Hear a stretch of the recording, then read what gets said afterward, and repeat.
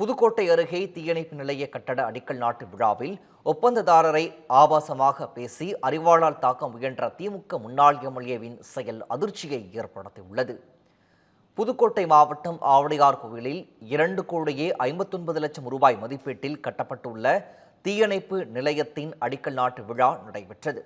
இதில் காங்கிரஸ் கட்சியைச் சேர்ந்த அறந்தாங்கி சட்டமன்ற உறுப்பினர் ராமச்சந்திரன் மற்றும் அரசு அதிகாரிகள் கலந்து கொண்டனர். அப்போது அங்கு வந்த திமுக முன்னாள் சட்டமன்ற உறுப்பினர் உதயம் சண்முகம் விழாவிற்கு தன்னை ஏன் அழைக்கவில்லை என கூறி வாக்குவாதத்தில் ஈடுபட்டார்.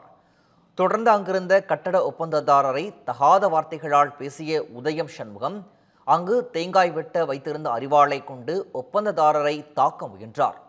அப்போது அங்கிருந்த அதிகாரிகள் அவரை சமாதானப்படுத்தி நிகழ்ச்சியை நடத்தி முடித்தனர்.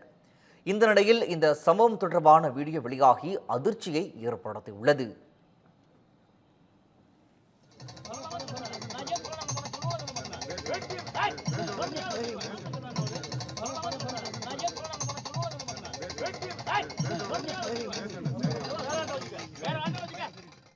ஆபரேஷன் சிந்தூர் மாபெரும் வெற்றி. பிரதமர் மோடி இந்திய ராணுவத்தை பாராட்டி நடைபெறும் மாபெரும் வெற்றி ஊர்வலம். தலைமை ஏற்கிறார் பாஜக மாநில தலைவர் நயினார் நாகேந்திரன். வழிநடத்துகிறார் தேசிய பொதுக்குழு உறுப்பினர் அண்ணாமலை IPS. அனைவரும் வாரீர்.